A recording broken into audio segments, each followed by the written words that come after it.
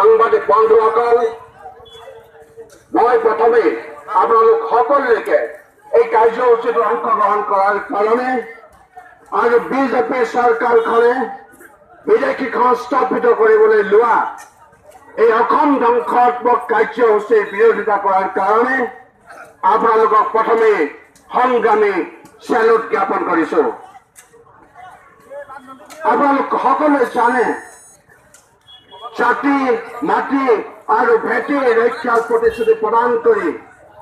অসমৰ সকলো জাতি জনগোষ্ঠীৰ পৰা আৱেগিকভাৱে ভোট আদায় কৰি কেন্দ্ৰ আৰু ৰাজ্যত উভয় চৰকাৰ বিজেপি নেতৃত্বাধীন চৰকাৰ হ'ল আৰু তেওঁলোকে আৱেগিকভাৱে আমাৰ পৰা ভোট ল'লে আৰু ভোট লোৱাৰ পাছত চৰকাৰ গঠন কৰাৰ পাছত তেওঁলোকে এতিয়া অসমত বাংলাদেশৰ পৰা হিন্দু নামত তেওঁলোকে ইয়াত আনি বিদেশী সংস্থাপিত কৰি অসমৰ বিভিন্ন জাতি জনগোষ্ঠীসমূহক নিষেধ কৰিবৰ কাৰণে ষড়যন্ত্ৰ ৰচনা কৰিছে।